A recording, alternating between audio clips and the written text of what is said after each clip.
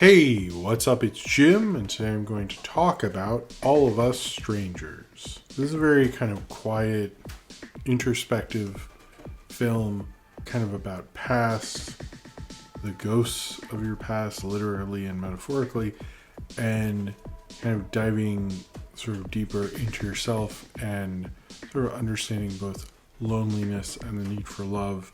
I was kind of surprised by how much I like this movie, and even if there's certain flaws that I think people have issues with, while I was in watching the film, I very much accepted and liked it quite a bit. And I think that's because of director Andrew Haig, who has done things like Weekend, the show Looking, and the recent show The North Water. This is probably closer to Weekend and Looking than North Water, but it's, I think, a kind of quiet, interesting riff on a ghost story, while also being about being a gay man growing up in the 80s in England, specifically doing, I thought, that very well and lovingly, and kind of showing one's examination of their past and what it means to understand love in your real life through that examination, but also feeling very singular about this one perspective of the lead. Now, this is about Adam, who's played by Andrew Scott. He is in an apartment building all by himself. He presumes it's a new apartment building, luxury apartment building, and he's there, and there's only one other person there, Harry, played by Paul Mescal, who tries to hang out with him, but at first he turns him down. But he's also Adam is trying to write a script about his past and his parents, who we learn are dead, or died a long time ago, and he decides to sort of visit them in the house he grew up in, but he's sort of visiting their ghosts, and which brings up all sorts of questions about, like, how long has he known about these ghosts? Is this a sudden thing, which I believe it is? Why did none of his relatives sell his childhood home, which I assume would probably be worth money and stuff? But as he sort of like dwells into and sort of is talking to the parents as he once knew them, as they died when he was 12, and has since, like, come out and become a gay man and a writer and all these things, and sort of dealing with them and their understanding of things at the time and what could have been and what would have been, while also trying to find love with Harry as a very blossoming new romance. One thing that I find extremely interesting about this film is it's always been known, if someone's doing kind of like a horror concept and they're not like adherent to the genre or a horror director, usually that is not good. It's pretty bad. I tend to agree with that, although oftentimes I'm like, I can't think of a ton of examples of that failure. However, it is interesting that in the age of, we have art horror and we have all sorts of different horror, and you could really get into that. This is not a horror movie at all. And maybe I spent too long talking about horror movies just now, but this is a ghost story, but it is not adhering to the kind of genre of ghost story. It's almost like Andrew Haig's interesting riff on that, and taking a story written by Takashi Yamada called Strangers, and him kind of like playing with that as the ghosts are more like sucking the life out of him in the original and stuff, and that doesn't happen here. There's nothing that could be construed as a horror movie. It feels more like a quiet, Tony ghost story, basically, but one that's not about spookies and scares and stuff, more about understanding your past. And it works well. It works really well. I was surprised how into it I was at the beginning. It's very calm and kind of quiet, and I was actually getting sleepy, to be honest. But then as we go more into his parents, who are like his parents from the 80s, and their understanding of gay men from the 80s is not great.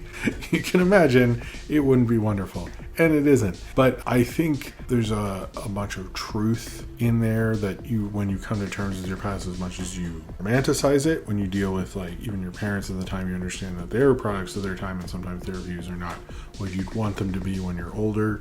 How you look back on certain things, how you understand certain things, how you miss certain things. I also think a lot of this is done because everyone in this film is quite insanely excellent, from Adam Scott and Paul Mescal. Andrew Scott, who you probably might know from Fleabag, who's really, really tender and quiet, and I think I know him more for like dialogue kind of stuff, and in this it's like a different kind of performance than I'm really used to. I don't know a ton of his work, but I really like him. I mean, he's sort of like the least showy role in this whole thing, but he really binds it together well. It's sort of like the lead sometimes can be a little thankless, and I think you could certainly perceive it that way, but I think without him like anchoring so well in that performance, this film wouldn't work as well as it does, as well as Paul Mescal, who's great as this kind of like drugged out kind of loner lover that he has, and you kind of both understand like him and his problems, but also understand like why someone would want to fall in love with them and the romance blooming.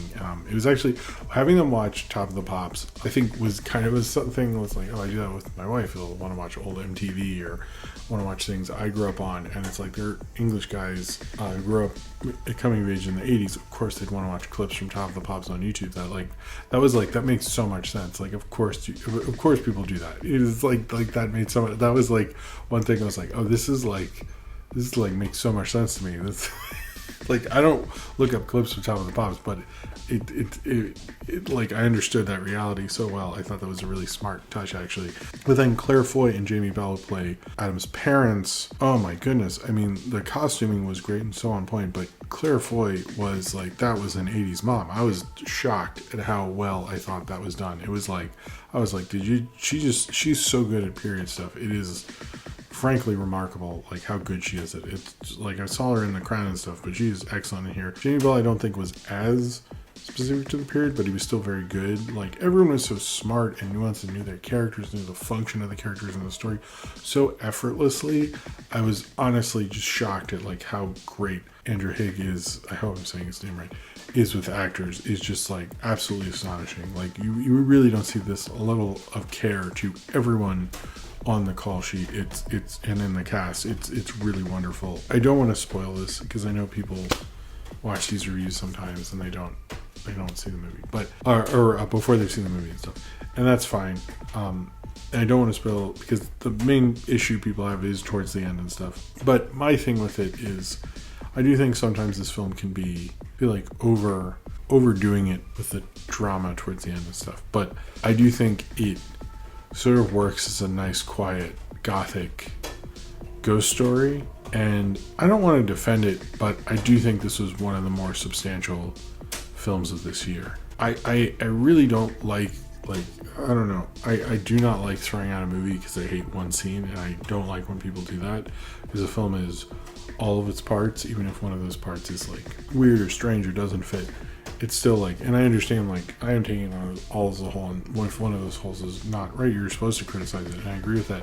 But at the same point, like, I do think in some conceptions it's work. I get like crying at this, I get connecting to this, understanding your relationship with your parents and things like that. It's just such an emotionally kind of, I don't want to say raw, I want to say like internally, in a way that it's like shows the eternal perspective in a way that's quite shocking. It's like kind of like thinking of you, like really like just imagining a fantasy in your mind and stuck in there and getting obsessed with it and like eating away at you. And certainly, like, I even thought of like, because he's going to this house and all the ghosts are in this house, it sort of reminded me of Hellraiser, because Hellraiser was in an English house like that. So it was like, or the first one at least. But I do think it's quite a fascinating film, and it's one that, like, I've heard a lot of people say take a date to so you can discuss it, because this is a film you want to talk to people about.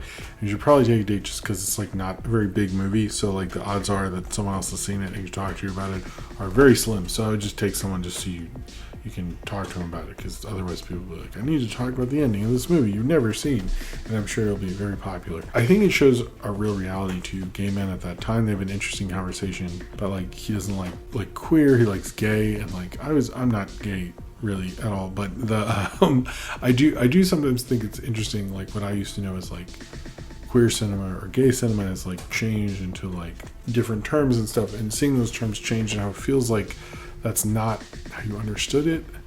I don't know, this is probably like a dumb straight perspective on it, but that so many like touching, beautiful things that I keep thinking about, but thinking about like how spooky, but how lonely and how sad maybe being trapped in your past is, but also not appreciating what's there. And just a really wonderful movie. I think it is probably one of the kind of hidden gems. I know it's like not one of the bigger Oscar movies and stuff like that, but it just really kind of like spoke to me in a sense.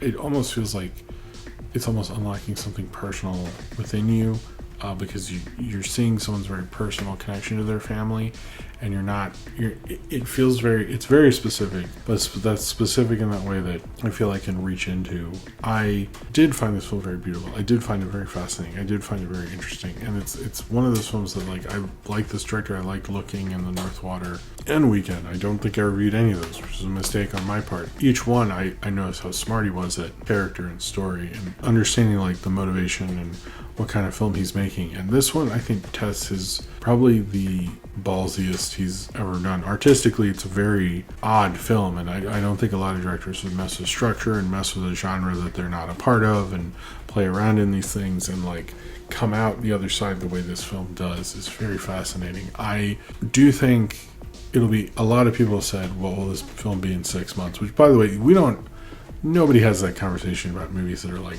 bullshit. It's like, what's this going to be in a year? But I think everyone sort of knows, like, this is a very unique, odd mood of a movie. And, like, just being in a building by yourself and, like, thinking about your past and, like, falling in love with someone in that building. It feels like something that almost no one could know about anywhere else, but it means the world to you while you're isolated in your own kind of trapped world of your own making. But you kind of wonder, like, does that make it any more or less important to you as the internal person? And I think this film is like, no, it still hurts, it's still sad, it's still wonderful, it's still surprising. And where is that going to take you ultimately? Where is that going to go? And how sad and lonely that might still be. So if you've seen All of Us Strangers and you would like to talk about it, then comment below in the comments and subscribe if you would like to.